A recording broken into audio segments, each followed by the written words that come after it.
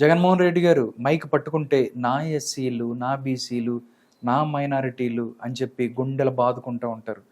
కానీ సౌత్ ఇండియాలోనే దళితుల మీద దాడులు జరుగుతున్న స్టేట్లో ఆంధ్రప్రదేశ్ నెంబర్ 1 స్థానంలో ఉంది. నిజంగా ఆంధ్రప్రదేశ్ ప్రభుత్వం కానీ జగన్మోహన్ రెడ్డి కానీ సిగ్గుపడాల్సిన విషయం కాదంటారు ఇది? అవునండి. మనకి ఈ రిపోర్ట్ చూస్తే దళితుల మీద దాడుల్లో నంబర్ 1లో ఉంది. మనకి ఈ 5 ఏళ్లలో చూసుకుంటే 7,800 ఏదో ఉంది నంబర్ అన్నమాట ఇది. ఓకే. సో మీరు కాకపోతే ఏంటంటే ఇప్పటి వరకే చూస్తున్నారు. వీళ్ళ చరిత్ర కూడా చూడండి ఒకసారి.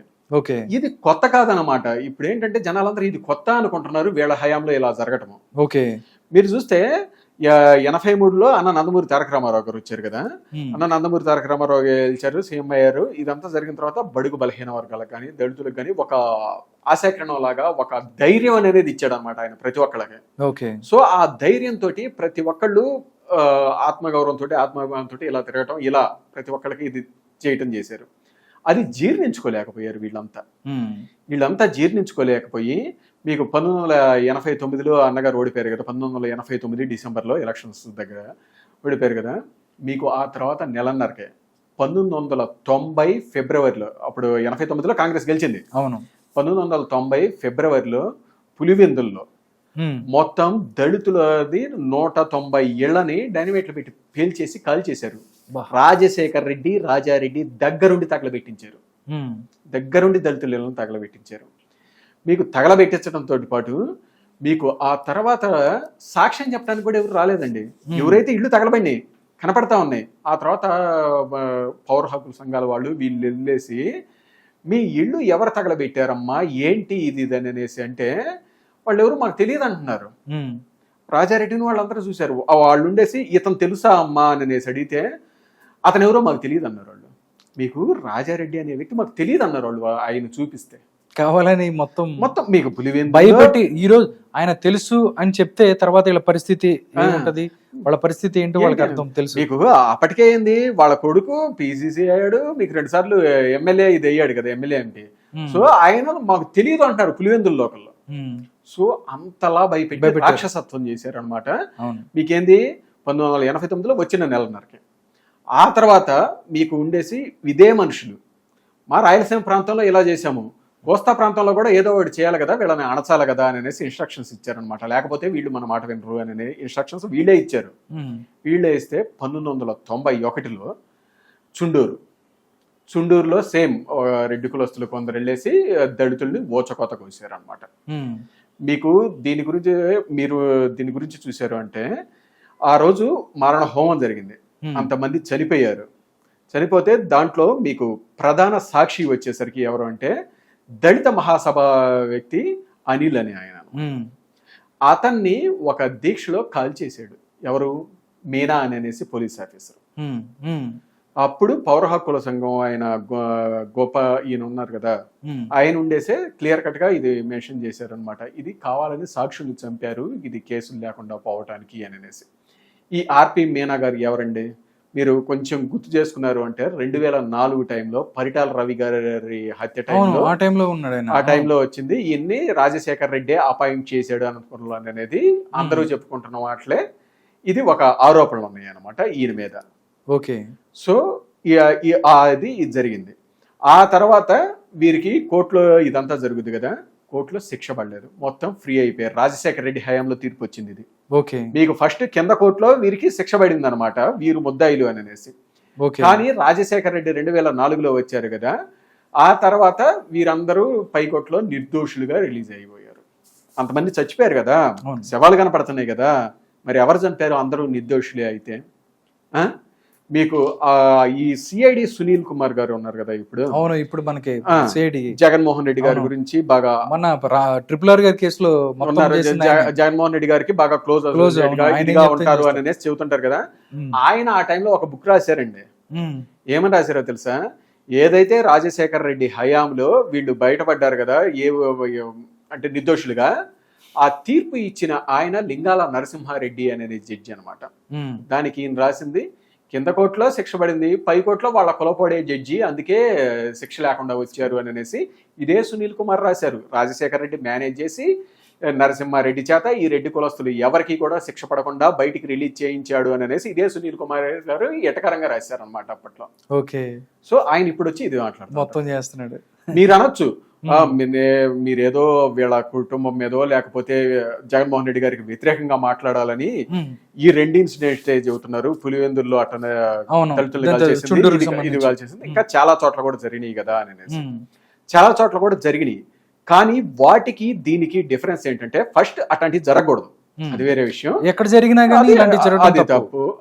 కాకపోతే మిగతా చోట్ల జరిగిన ప్రతి దాంట్లో శిక్ష పడింది నిందితులకి. కారం చెడు కూడా సేమ్, ప్రతి ఒక్క చోట ఎక్కడ జరిగినా గానీ మీకు శిక్షలు పడ్డాయి. కానీ ఇక్కడ మాత్రమే ఈ రెండు ఇన్సిడెంట్లోనే శిక్ష పడలేదు. ఎందుకంటే అక్కడ రెడ్లు ఉన్నారా, అది నేను చెప్పట్లేదు. వీళ్ళు మేనేజ్ చేశారు, జనాలు మాట్లాడుకునేది వీళ్ళు మేనేజ్ చేశారు అనేసి. రాజశేఖర రెడ్డి మేనేజ్ చేశాడు వీళ్ళ ద్వారా అనేసి చెప్పింది ఈ సునీల్ కుమార్ గారు రాసిన బుక్ లో ఉంది.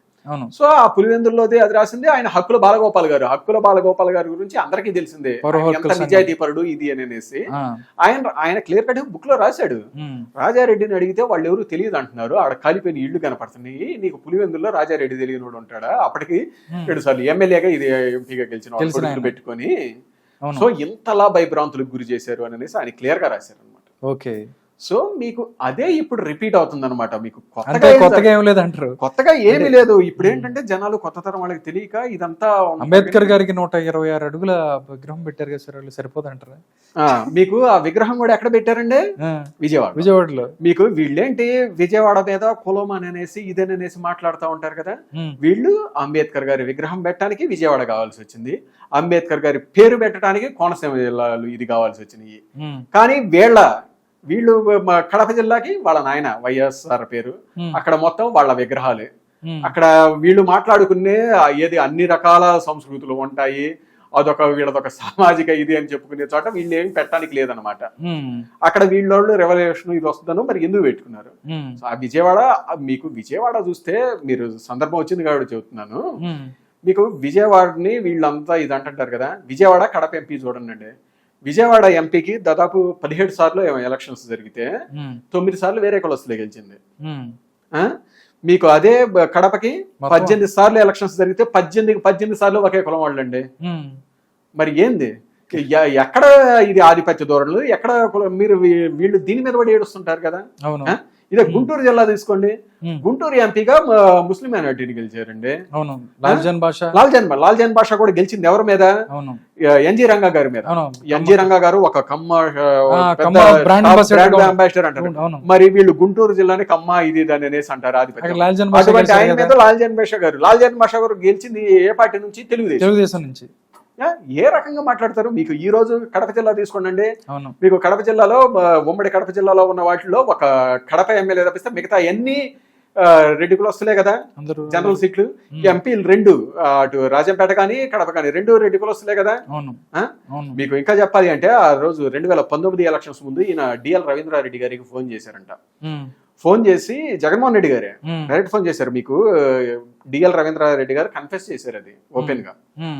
ఫోన్ చేసి, అన్న నువ్వు రెడ్డే నేను రెడ్డే, మనది రెడ్డి పార్టీ అన్న, మన రెడ్లంతరం ఏకం అవ్వాలా, రెడ్లంతరం ఏకం అయ్యి నీ నియోజకవర్గంలో ఆ బీసీని ఓడించు, ఇది క్లియర్ కట్ చెప్పాడు అని అనేసి డిఎల్ రవీంద్రారెడ్డి గారు అఫిషియల్ స్టేట్మెంట్ ఇచ్చారు. ఇక మైదుకూరు నియోజకవర్గంలో అప్పుడెవరు పుట్ట సుధాకర్ యాదవ్ ఎదురు ఉంది ఎవరు రెడ్డే కదా. సో ఈయనేంటి చెప్పింది? రెడ్లందరూ ఏకమై బీసీ వ్యక్తిని తరిమేయండి అని అనేసి జగన్మోహన్ రెడ్డి గారు డిఎల్ రవీంద్రారెడ్డి గారికి చెప్పింది. సో ఇలా ఇదంతా జరుగుతూనే ఉంటుంది అనమాట. నెక్స్ట్ ఇప్పుడు మన ఈ కరెంట్ దళితుల మీద దాడులు జగన్మోహన్ రెడ్డిది ఇది చూసారంటే దాదాపుగా 8,000 కేసులు ఇది ఉన్నాయి అని అనేసి కనపడతా ఉందన్నమాట. మీకు చూస్తే మీకు ఎమ్మెల్సీ అతను డోర్ డెలివరీ చేశారు దళితుడిని, అనంతబాబు. అది జరిగింది, అది జరగటం తప్పు. జరిగిన తర్వాత సుధాకర్ గారు అటువంటి వ్యక్తిని తీసుకొచ్చి సీఎం గారు ఆయన పక్కన కూర్చోబెట్టుకున్నాడు అండి. మీకు అతను అలాంటి ఆరోపణలు ఉన్న వ్యక్తి, అందులో దళితుని చంపిన వ్యక్తి అని అనేదంటే నీకు పక్కన పెట్టుకొని తిరుగుతున్నాడు అంటే ఎంత బరితెగింపు అని అనేసి. సో ఏంటంటే నా అండదండలు వీళ్ళకి ఉన్నాయి, వీళ్ళందరినీ అణచడానికి నేను వీళ్ళని పెట్టాను అని డైరెక్ట్ సిగ్నల్ ఇస్తున్నాడు. మీకు డాక్టర్ సుధాకర్ గారిని ఆయన్ని పిచ్చోడిని చేసి ఇది చేశారు అనమాట. మాస్క్ అడిగిన మీకు అతను మాస్క్ కూడా ఎవరి కోసం అడిగాడండి? ఆయన కోసం అడిగాడా? ఆయన కోసం అడగదా. ఆ రోజు పరిస్థితుల్లో మన ప్రజలందరి కోసం ఫ్రంట్ లైన్లో నుంచొని ఎవరైతే డాక్టర్స్ పనిచేస్తున్నారో వాళ్ళ ప్రాణాలను పణంగా పెట్టేసి వాళ్ళ కోసం మాస్కులు అడిగాడు ఆయన. వాళ్ళ కోసం మాస్కులు అడిగిన వ్యక్తిని పిచ్చోడిని చేసి తాళ్లతో కట్టేసి ఎంత హెరాజ్ చేశారు అనేది అందరికీ తెలిసిందే. ఇంకా మిగతా జడ్జి రామకృష్ణ గారు కానీ వీళ్ళందరి మీద దాడులు కానీ అందరికీ తెలిసిందే. మీకు ఇంకొకటి ఏంటంటే నెల్లూరులో అనుకుంటా, నెల్లూరులో ఒక దళితుడు అతను చేపల చెరువు ఇది వేసుకుంటాడు అనమాట, చేపల ఇది తీసుకొని అతన్ని కేతిరెడ్డి జగదీశ్వర్ రెడ్డి ఏదో ఆయన శ్రీశైలం బోర్డు మెంబర్ కానీ ఏదో ఉన్నారు వైసీపీ నేత, అతను హెరాస్ చేస్తున్నాడు అని అనేసి అతను సూసైడ్ చేసుకుని చనిపోయాడు అనమాట. మీకు చూస్తే అదే నెల్లూరు జిల్లాలో ఇప్పుడు మొన్న మేకపాటి రాజమోహన్ రెడ్డి గారు ఒక స్టేట్మెంట్ ఇచ్చారనమాట. ఏంది యానాది పిల్ల యానాదుల అది ఇది అని అనేసి చాలా చులకనగా మాట్లాడాడు అనమాట.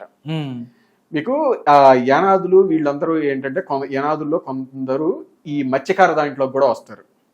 వాళ్ళు చాలా వరకు ఈ చెరువులు పెట్టుకొని చేపలు ఇదంతా చేసుకోవడం కూడా చేస్తూ ఉంటారు అనమాట. వీళ్ళలో చాలా వరకు తెలుగుదేశం సపోర్టర్స్ ఉంటారనమాట. అవును. సో మీకు జగన్మోహన్ రెడ్డి గారు వీళ్ళు ఏం చేశారు, ఈ మత్స్యకార వాళ్ళని దెబ్బ కొట్టడం కోసం 210 జీవో అనేసి ఇంకోటి తీసుకొచ్చారు. ఈ చెరువులు ఇవన్నీ కూడా వేరే వాళ్ళకి ప్రైవేట్ వాళ్ళకి ఇచ్చేటట్టుగా. సో మళ్ళీ వీళ్ళు వచ్చి ఇదే వ్యక్తులు వచ్చేసి ఆ యానాదులు అది ఇది అనేసి చులకనగా మాట్లాడుతూ ఉంటారు అనమాట. సో వీటిని చంద్రబాబు నాయుడు గారి ప్రభుత్వం వచ్చిన తర్వాత ఇది 210 రద్దు చేస్తాను అనేసి వారు హామీ ఇచ్చారు అనమాట. సో ఇలా దళితుల మీద దాడులు అని అనేసి మీరు చూస్తే ఇప్పుడు కాదు, ఫ్యామిలీ హిస్టరీ వీళ్ళ ఫ్యామిలీ నుంచే జరుగుతూనే ఉన్నాయి. వీళ్ళ ఫ్యామిలీ ఇది చేయించినప్పుడు ఎప్పుడు శిక్షలు కూడా పడలేదు.